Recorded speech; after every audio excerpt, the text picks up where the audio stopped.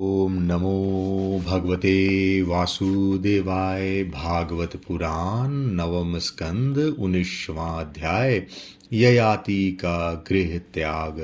श्री सुखदेव जी कहते हैं, परीक्षित, राजा ययाति इस प्रकार स्त्री के वश में होकर विषयों का उपभोग करते रहे। एक दिन जब अपने अधःपतन पर दृष्टि गई तब उन्हें बड़ा वैराग्य हुआ और उन्होंने अपनी प्रिय पत्नी देवयानी से इस गाथा का गान किया। भृगुनंदिनी, तुम यह गाथा सुनो। पृथ्वी में मेरे ही समान विषयी का यह सत्य इतिहास है। ऐसे ही ग्रामवासी विषयी पुरुषों के संबंध में वनवासी जितेंद्रिय पुरुष दुख के साथ विचार किया करते हैं कि इनका कल्याण कैसे होगा। एक था बकरा, वह वन में अकेला ही अपने को प्रिय लगने वाली वस्तुएं ढूंढता हुआ घूम रहा था। उसने देखा कि अपने कर्मवश एक बकरी कुएं में गिर पड़ी है। वह बकरा बड़ा कामी था। वह सोचने लगा, इस बकरी को किस प्रकार कुएं से निकाला जाए। उसने अपने शिंग से कुएं के पास की धरती खोद डाली और रास्ता तैयार कर लिया। जब वह सुंदरी बकरी कुएं से निकली तो उसने उस बकरे से ही प्रेम करना चाहा। वह दाढ़ी मुछ मुंडित बकरा हिष्ट पुष्ट जवान बकरियों को सुख देने वाला, विहार कुशल और बहुत प्यारा था। जब दूसरी बकरियों ने देखा कि कुएं में गिरी हुई बकरी ने उसे अपना प्रेम पात्र चुन लिया है, तब उन्होंने भी उसी को अपना पति बना लिया। वे तो पहले से ही पति के तलाश में थी। उस बकरे के सिर पर काम रूप पिशाच विहार करने लगा और अपनी सब शुद्ध बुद्ध खो बैठा। जब उसकी कुएं में से निकली हुई प्रियतमा बकरी ने देखा कि मेरा पति तो अपने दूसरे प्रियतमा बकरी से विहार कर रहा है, तो उसे बकरे की यह करतूत सहन न हुई।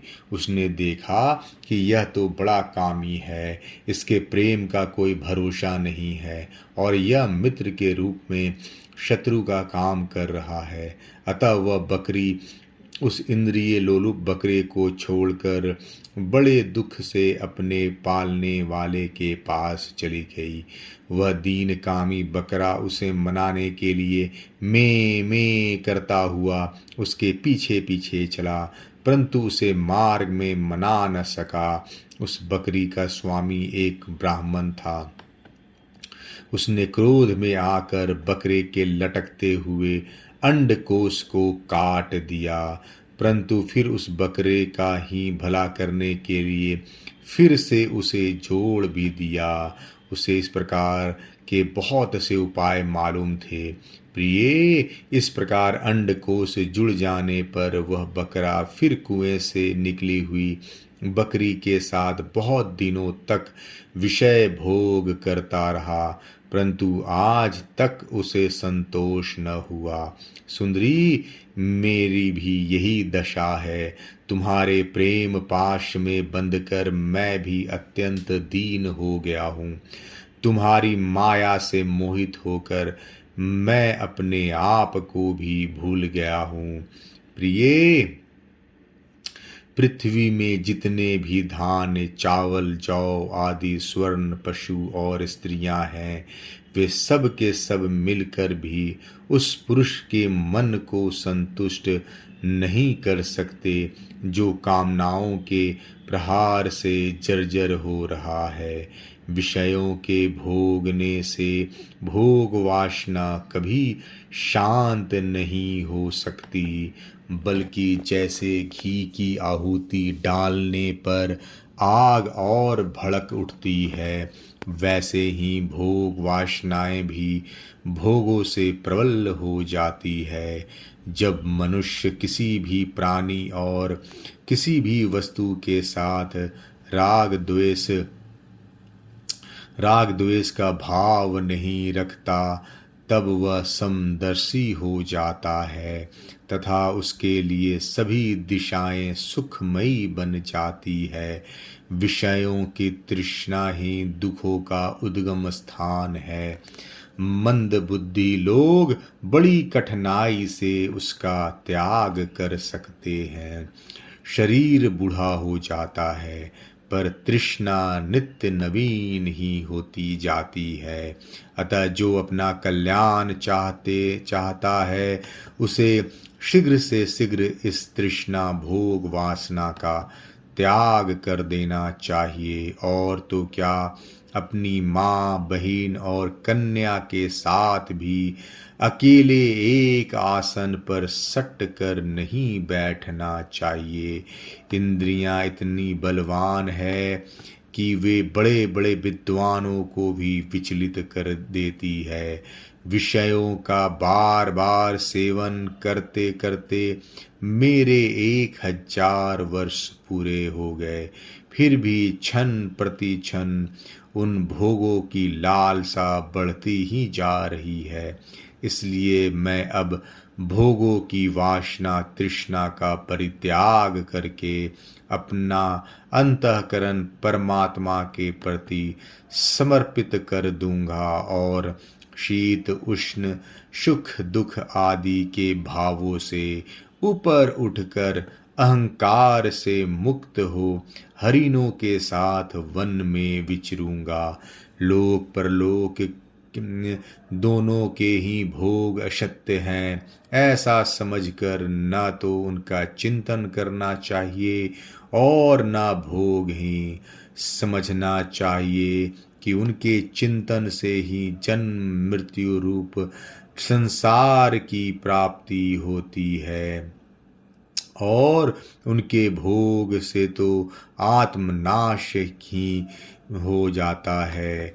वास्तव में इनके रहस्य को जानकर इनसे अलग रहने वाला ही आत्मज्ञानी है। परीक्षित, ययाति ने अपनी पत्नी से इस प्रकार कहकर पुरु की जवानी उसे लौटा दी और उससे अपना बुढ़ापा ले लिया। यह इसलिए कि अब उनके चित्त में विषयों की वासना नहीं रह गई थी। इसके बाद उन्होंने दक्षिण पूर्व दिशा में दुहु, दक्षिण में यदु, पश्चिम में तुवर्षु और उत्तर में अनु को राज्य दे दिया। सारे भूमंडल की समस्त संपत्तियों के योग्यतम पात्र पुरु को अपने राज्य पर अभिषेक करके तथा बड़े भाइयों का उसके अधीन बनाकर वे वन को में चले गए। यद्यपि राजा ययाति ने बहुत वर्षों तक इंद्रियों से विषयों का सुख भोगा था, परंतु जैसे पांख निकल आने पर पक्षी अपना घोंसला छोड़ देता है, वैसे ही उन्होंने एक क्षण में ही सब कुछ छोड़ दिया। वन में जाकर राजा ययाति ने समस्त आसक्तियों से छुट्टी पा ली। आत्म साक्षात्कार के द्वारा उनका त्रिगुण में लिंग शरीर नष्ट हो गया। उन्होंने माया मल से रहित परब्रह्म परमात्मा वासुदेव में मिलकर वह भागवती गति प्राप्त की, जो बड़े बड़े भगवान के प्रेमी संतों को प्राप्त होती है।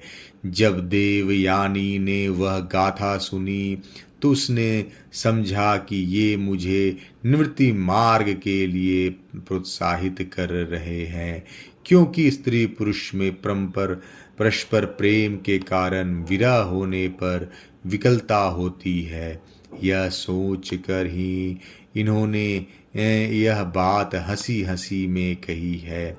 स्वजन संबंधियों का जो ईश्वर के अधीन है, एक स्थान पर इकट्ठा हो जाना वैसा ही है जैसे प्याऊ पर पाथिकों का। यह सब भगवान की माया का खेल और स्वप्न का सरीखा ही है। ऐसा समझकर देवयानी ने सब पदार्थों की आसक्ति त्याग दी और अपने मन को भगवान श्री कृष्ण में तन्मय करके बंधन में हेतु लिंग शरीर का परित्याग कर दिया। वह भगवान को प्राप्त हो गई। उसने भगवान को नमस्कार करके कहा, समस्त जगत के रचयिता, सर्वांतर्यामी, सबके आश्रय स्वरूप, सर्वशक्तिमान भगवान वासुदेव को नमस्कार है, जो परम शांत और अनंत तत्व है, उसे मैं नमस्कार करती हूँ। जय। 19वां अध्याय समाप्त। जय श्री कृष्णा।